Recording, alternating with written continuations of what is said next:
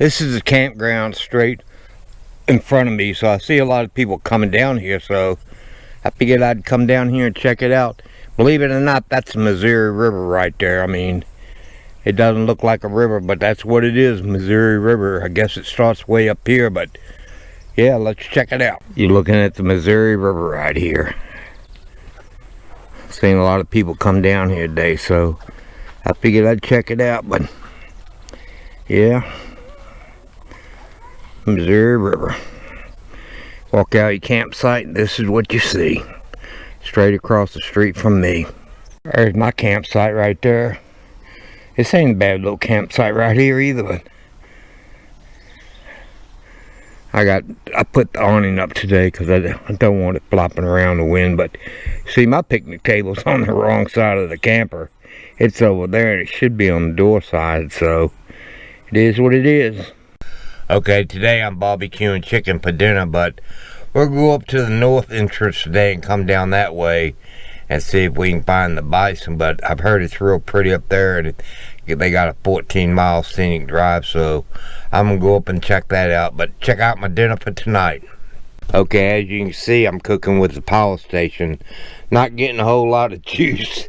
Only getting 4 watts, and I'm taking out 55, so I do have 12 hours, so I should be good to go. But here's our dinner. I cover that thing up good with barbecue sauce, but yeah, and then when I get back, I'll either have to fire up the generator because I'm taking out 55, I'm only putting in 5, but I do have 12 hours, and the power station is 83% charged, and that's how you know how to cook. I mean, if you're using a power station, you got to keep up with how much time you have, how much you're putting in the power pack, and how much you're taking out of it. But yeah, that's the way we'll do it today, and I might have to fire the generator up later on.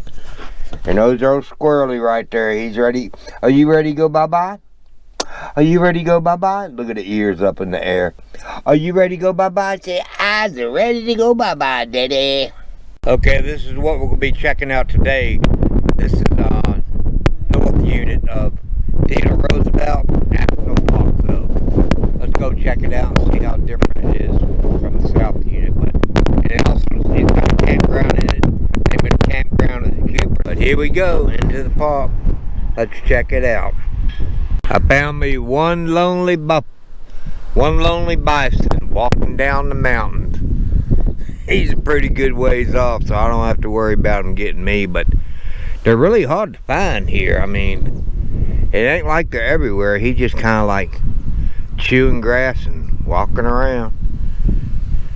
I'm going up to the north entrance today and see what I can find up there, but I would say more like that's a bull. He's just hanging around to mating season. But anyway, there you go. Hard to believe they can run 35 miles an hour, but they can. I mean, they're slow moving, but when they want to get up and go, they can do that. Amazing. That's a big beast right there. A lot of wild horses in this park. They wander all over the place, but got a little baby right there too. That's pretty nice. Eating away. Look at the sky and everything. Ain't that beautiful? They got a life of luxury right there. Okay, this right here is called the Painted Canyon, and I'm at an overlook looking down over it. We're going up to the north entrance today of the park and check it out. I've heard it's a real pretty 14-mile scenic route, but this is where the lady got I guess she got too close to the bison, and they actually took her and threw her up in the air, and hurt pretty bad what I read in the newspaper.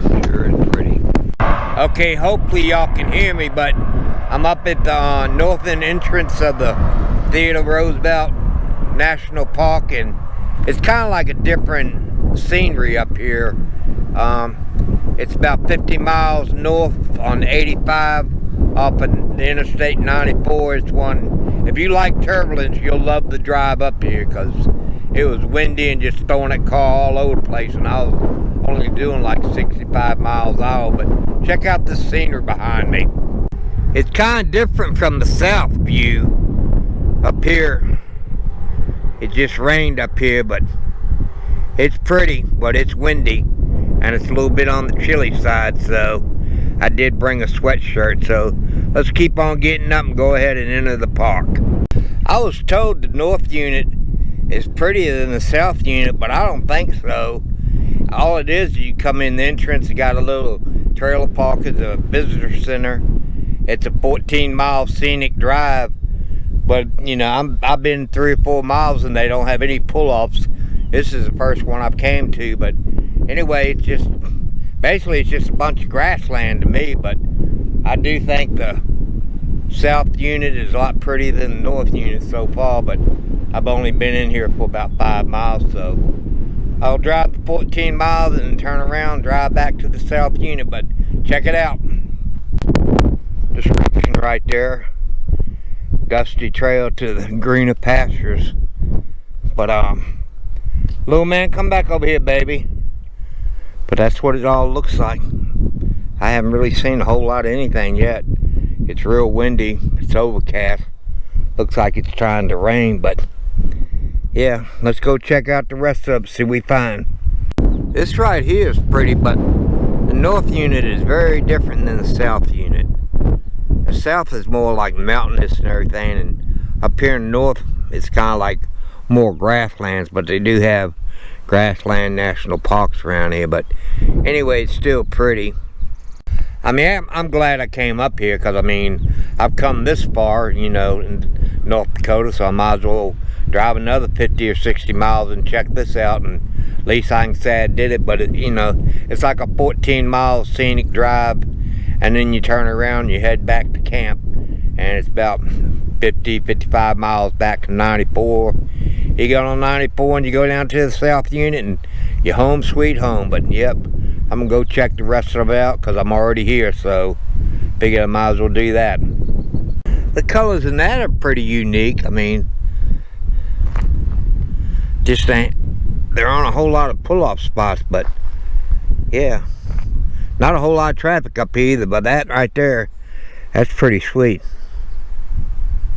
Now this here is probably the best view I've gotten. It's called the Riverbend Outlook, but check it out.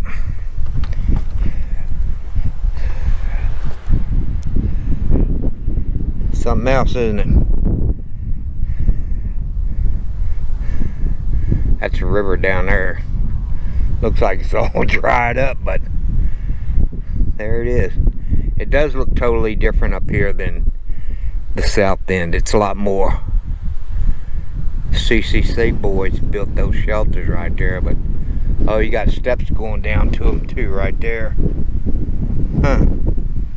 Didn't even see that, but that's pretty cool. But it is super windy up here. I will say that, super windy, but hell of a view though. I always try to get different angles of everything, but it's super windy up here though. I don't know how high I am. I have to check and see how high I am up here. Give y'all an idea what you're looking at. But the bluish color layers can be traced for miles up and down the river. Let's step around. There we go. All these colors are really wild. I think they're really nice to look at, really pretty, different, very different. The horizon right there, and then you come across something like this right here. So I'm leaving little man in the car because I can't video and let him wander all over the place. But yep, just another view for y'all. There's old little man. Here comes little man. What are you gonna do, huh? It's so much different up here in the north than in the south. Up here it's mostly just green open pastureland. If I was a bison, this is where I'd be. I'd be up in here eating this green grass, but I don't know. Only seen two the whole time I've been here. Here comes old Squirrely. Of course, he's got to be sniffing on everything. Come on, baby. Come on, little man. Come on. I was coming, Daddy. I'm the big boy. Nobody around, just me and little man. There's a shot. It's easy to love the mountain, but the prairie charms takes more looking. Pretty cool. I bet there are a lot of animals out there. Okay, right here is where the road ends. It just does a circle on this, I think it's called the Oxbow Overlook, and you drive back 14 miles and back down the road to the south unit. But I know my mic is picking up a lot of wind noise, but there's nothing I can do about that at all. But let me give you all a view of this, and then I'm going to head back to camp. And this will be the north unit of Theodore Roosevelt National Park. Okay, as you can see, I think that's the river down there. Pretty dried up, yeah. It whips around and it goes back up there, or either comes down here. But look at all that. I'll give you all a close-up look of it too, but yeah, pretty cool. The wind about near blow you over up here, but and it's only like 2,500 feet because I checked my elevator. And that's what it said, but look at the colors in those rocks. The river looks like it's done seen better days, but yep, headed back to camp. Well, I found me another lonely buffalo. The signs say buffalo, but everybody tells me they're bison, so I don't know, but there he goes. I mean, I guess sooner or later he'll get up with the herd, but for now he's just kind of like walking by his lonesome. They're big creatures, they really are. He's about 100 yards from me, so it ain't like I'm right up on top of him, but yeah, that's pretty cool. Just, you know, he's got it together. He's out here where the green grass so he can graze. Enjoy it. He's got it all to himself too, but there you go. I ain't gonna turn my back to him, that's for sure. Let me go on back to my car now. Look at that view right there. I'm in my car and this is the road I'm driving on, but anyway, that's my view right there. Now, isn't that sweet? Pretty, all the different colors in there, and the sky cleared up a little bit, so it ain't no clouds no more, but pretty nice day overall. I love the scenery. I will give it credit for that. It's beautiful up here. Imagine 100 years ago what it'd be like living up here, especially during the winter time. I bet it was hard to stay warm. I bet you that. Okay, I'm in Jupiter campground. This is a north unit campground, and all these sites are actually asphalted, and they look like they're all drive-through, so they look pretty nice to me. You know, I wish it would have came up here, but it was a pretty rough ride driving at 50 miles up 85 because the wind was really blowing pretty hard. But check out these sites. They're all paved. I mean, you pull right in here, nice and private. Wow, really nice. I'll show y'all another one. They're almost all drive-throughs, and this campground is empty. I see one camper right there, but the rest of all of these are empty. See, it's drive-through. You can come around right there. Your picnic tables right there.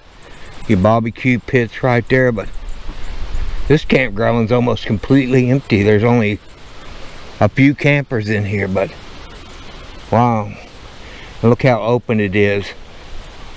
This'd be pretty sweet to come up here, but I'll be leaving here in a day or two, so I'm not gonna make this drive. It's just pretty rough.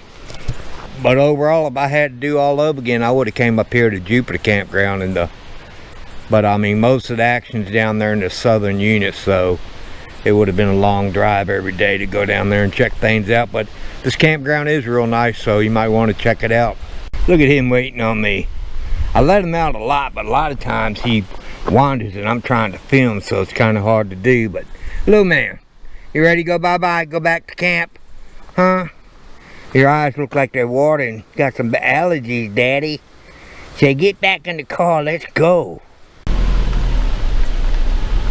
Found me another Scamp cruising to the campground, but there he goes. There he is.